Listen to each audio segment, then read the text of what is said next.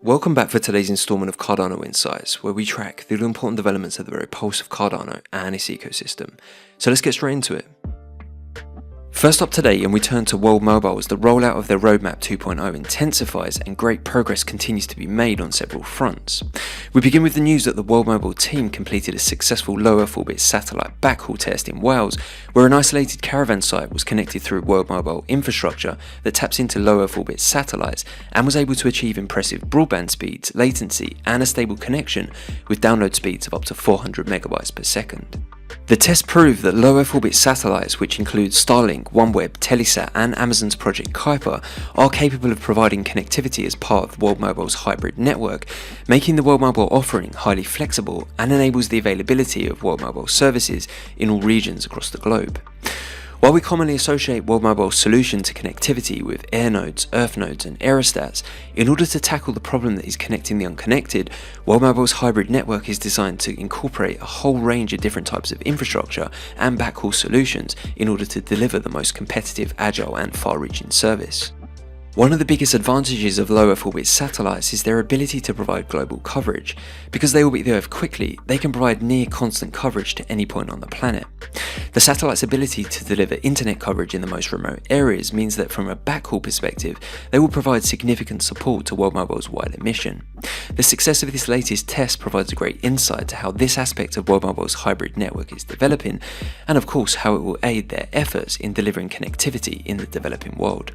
I've linked a great video in the description that details the low Earth orbit satellite test and impact it had on an isolated business in Wales if you want to go and check it out. Now from low Earth orbit satellites to airnode deployments in Zanzibar, which since we last covered World Mobile has seen fantastic progress against the roadmap milestone being made, keeping them right on track for delivering 225 airnode deployments before the end of the year. At the latest count, there are now 200 airnodes operational in Zanzibar that have been responsible for connecting just under 20,000 unique users on the network in the past 24 hours. We also recently covered the first paying business-to-business customers had been confirmed in Zanzibar, where local shops, restaurants and other businesses had officially been connected to the network. Next in line will be the onboarding of the first business-to-customer paying customers, which is very close now. But before this can be achieved, the launch of the supporting mobile app needs to be released. Well, with the app now in its final closed beta ahead of this month's launch, World Mobile gave us this little sneak peek of what to expect. The mobile app will enable customers to purchase and manage their data bundles direct with mobile money or through the purchase of airtime vouchers in local stores in Zanzibar. Initially, although the credit balance will be exchanged for cash, in the future customers will also be incentivized to earn WUCTZ credits by further participation in the World Mobile sharing economy. For reference, WUCTZ stands for World Mobile Utility Credits Tanzania. Because the World Mobile token is not as stable, the use of this utility token and credit balance to be exchanged for cash is vital, as users will need to pay in their local currency. So after a successful low Earth orbit satellite backhaul test, 200 airnodes now deployed in Zanzibar, and with the mobile app and first business-to-customer paying customers on the cusp of being delivered this month, it's fair to say World Mobile finishing the year in an extremely strong position, setting the stage for explosive growth throughout 2023. As always, we'll continue tracking all World Mobile developments right here on Cardano Insights. Next up, and let's check in on a highly anticipated lending protocol that we've been tracking the developments of closely on this channel, who in their latest technical update have stated that the mainnet release is scheduled for January, which signifies that another big dApp deployment will soon be arriving to the Cardano ecosystem. In recent weeks, Liqwid Finance successfully launched their public testnet and confirmed the completion of the Agora audit with Vacuum Labs, which is the security audit of their Agora on-chain governance modules that I've linked in the description below if you want to go check it out. With the security audit now complete, Vacuum Labs will be undertaking the Liqwid V1 lending and borrowing markets contracts audit, which is currently underway. In the last 2 weeks, the testnet UI has continued to be updated. They've carried out price oracle testing on the preview network, and they're currently in the audit phase of reviewing the core market contracts. On December 17th, Liqwid confirmed as a result of the audit, testnet and development progress currently being achieved, they're well on track for mainnet to go live this coming January. The introduction of Liqwid Finance will mark the arrival of the first peer-to-pool lending protocol in the Cardano ecosystem, which is going to crucially add that further utility and attract more liquidity to the Cardano DeFi space. We've already covered in some detail on previous episodes Liqwid's pooled lending and products that will be made available when the platform goes live, so we won't go over this again today, but we will be sure to keep tracking developments in the lead up and check the platform out post-launch across the coming weeks. Now to anetaBTC, the wrapped Bitcoin protocol being developed on both the Cardano and Ergo blockchains. If you've been following the developments of anetaBTC, you'll be aware that they will first deploy on Ergo, and once this has been delivered, a dedicated Cardano dev team will roll out the Cardano protocol, which has a scheduled testnet and mainnet release for Q1 to Q2 2023. So in terms of anetaBTC, the Ergo deployment is vital if we're to see the arrival of fully on-chain Bitcoin in the Cardano ecosystem.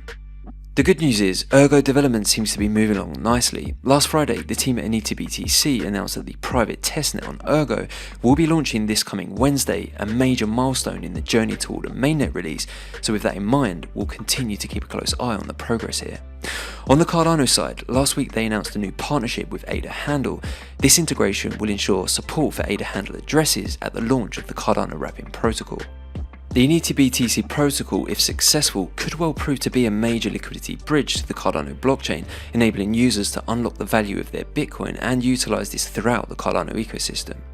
Realizing fully on-chain Bitcoin on Cardano via a decentralized and secure protocol will not only attract more liquidity, but also positively impact user acquisition from outside of the ecosystem. As the Cardano landscape continues to evolve with more dApps, DeFi protocols and services emerging, enabling the ability for users to use their Bitcoin directly to interact with these protocols will definitely go a long way in encouraging more activity and participation. Now, in the last installment of Cardano Insights, we dove deep into AADA Finance, a project that may not have generated the most hype, but one that's delivered a true peer-to-peer lending and borrowing protocol that's been live on the Cardano mainnet since September. The team behind the project have continued to improve the platform's utility, UI and UX since its mainnet deployment, and they really are demonstrating the kind of attitude towards development and delivery that we want to see more of in the Cardano ecosystem. If you caught that episode, you'll know that we discussed their overall development progress, all that was achieved in their V1 launch, the pioneering and innovative concept of NFT bonds that secure the loan agreements, all made possible with Cardano's EUTXO model, the utility behind these NFT bonds themselves as we look forward to the emergence of the NFT bond market, some interesting governance proposals that are set to shape the future of the project, and the imminent arrival of their latest feature update, lender's request or liquidity deposits. Well, true to form, when the team at AADA announced an up-and-coming release, just like they did with their ISPO, public sale, the launch of V1, and implementation of a governance system, they're right on time with delivery of this latest upgrade. Today, as promised, AADA announced the introduction of the liquidity deposit feature and introduction of the NFT bond marketplace integrated with JPEG Store. For a quick rundown, heading over to the platform, you'll see under the Market tab we now have both liquidity deposits and a separate marketplace for liquidity requests. Liquidity requests is for users to create a borrow request, define the amount, collateral, interest and repayment term, at which point they'll have to wait for a lender to match and fund the proposed loan, which would be determined by a variety of factors. But with the introduction of liquidity deposits, lenders can now create their own lender's requests and deposit liquidity immediately to create a loan offering. Lenders now have all the same options as borrowers in as much as they can define the amount they want to lend, the collateral required, interest amount and repayment term, which in essence has created the availability of instant liquidity on the platform. With the delivery of this new feature, borrowers can browse the market, find a loan that suits their needs and instantly obtain liquidity rather than having to submit a loan request to be matched and funded. The UI of the platform has also been improved to ensure far more information is provided to the user at each stage of the loan creation to better inform them on completing the process and improve the efficiency of user activity. When creating a request, users access the market, choose Create Request and select the liquidity option either to borrow or lend.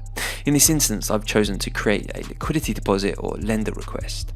From there, the user selects the token they wish to lend or borrow, followed by the amount. At this stage, the user can specify the loan term and interest they wish to receive.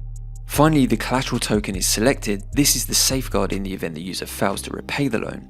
Users will be prompted on a recommended collateral to ensure healthy over-collateralization, and once inputted, a health factor is provided to notify you of the overall health of the submission. The user is then presented with full details of the request being made before signing the transaction. All submitted lend or borrow requests are then featured in the AADA market under the relevant tab to await a match.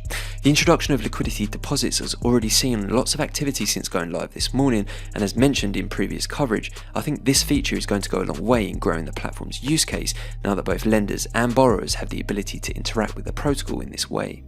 So far, AADA Finance is delivering the fairest and truly peer-to-peer lending experience currently available on Cardano ecosystem-wide. Finally today, and to a project we covered in the lead up to their mainnet launch, which saw the arrival of SPO bonds, a unique concept that aims to help bootstrap smaller stake pools to increase their delegation by obtaining the delegation rights of ADA holders who provide liquidity in return for their normal ADA rewards and an increased APY through the interest specified in the bond. The Optim Finance protocol hit the ground running and quickly saw the first SPO bond issued to the amount of 1 million ADA. Since then, a second bond was successfully issued to the amount of 1.5 million ADA, with a third opal very close now to follow, which currently sits at around 90% funded. As you may be aware, SPOs using the Optim platform can create an opal for users to fund. Once the pool reaches the required amount, the bond is then issued and the SPO receives the staking rights for the ADA held within the smart contract for an agreed period of time. The idea is to help smaller pools reach profitability that will in turn, along with their own advertising efforts, attract more organic delegation as the pool is able to offer a more competitive return on investment for stakers while they're still growing. Although it's still undecided to whether or not longer term this is going to solve the problems faced by smaller SPOs, and is, if you like, only a short-term fix, not a long-term solution that has to factor in the bond duration and interest that will have to be paid for the delegation rights, it's great to see that the SPOs have already interacted with and successfully received the first few bonds. I really like what the team at Optim set out to achieve and the protocol they delivered that not only offers a product that can support smaller SPOs in their growth strategy, but also utilises Cardano's EUTXO model, enabling groundbreaking DeFi innovations such as the lending and renting of your ADA staking rights through a smart contract, while still receiving your staking rewards and an additional return on investment. So that's it for today's installment of Cardano Insights as we keep track of the developments and continue to spread those positive Cardano vibes. If you found value in the content and want to help Sapien reach that wider audience, then please be sure to comment, share, like, subscribe and hit that notification bell, which is the best way you can help support the channel. We'll be back soon with your Cardano Roundups, but until then, thanks for watching, have a great day, and as always, keep it Cardano.